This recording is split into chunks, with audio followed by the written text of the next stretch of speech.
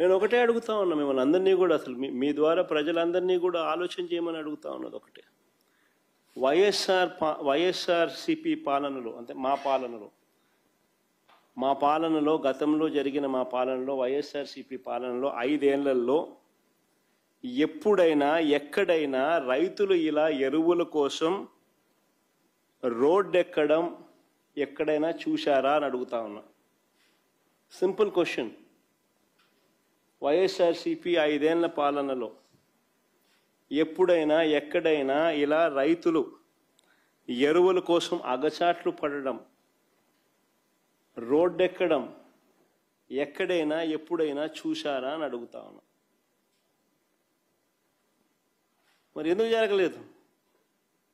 వైఎస్ఆర్సిపి ప్రభుత్వ హయాంలో ఎందుకు జరగలేదు? ఎందుకు చంద్రబాబు నాయుడు గారి హయాంలో మాత్రమే ఎందుకు జరుగుతూ ఉన్నాయి? అదే ముఖ్యమంత్రి పదవే కదా. అప్పుడు జగన్ ఉన్నాడు, ఇప్పుడు చంద్రబాబు ఉన్నాడు. అదే ముఖ్యమంత్రి పదవే, అదే అధికారులే. అప్పుడున్న అధికారులే, ఇప్పుడు కూడా అధికారులే, అదే అధికారులే. మరి ఎందుకు ఈ పరిస్థితి? ఇప్పుడు ఎందుకు ఆ పరిస్థితి ఉంది, అప్పుడు ఎందుకు ఆ పరిస్థితి లేదు? కారణం జగన్ అనే వ్యక్తికి రైతుల మీద, రైతులకు కష్టాలు రాకూడదు, ఉండకూడదు అని తాపత్రయం ఉండేది.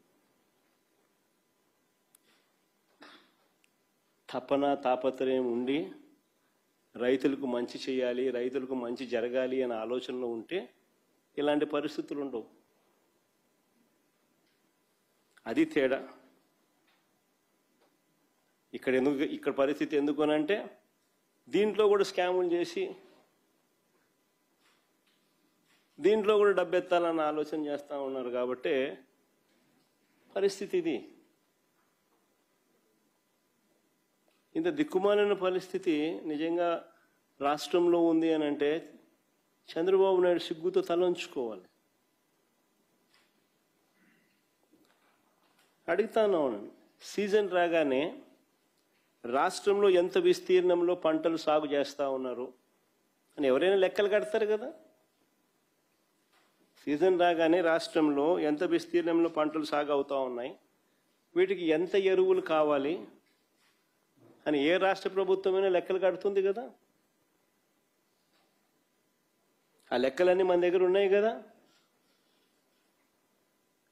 మరి అటువంటి అప్పుడు ఎరువులు అందని పరిస్థితి ఎందుకు వస్తుంది?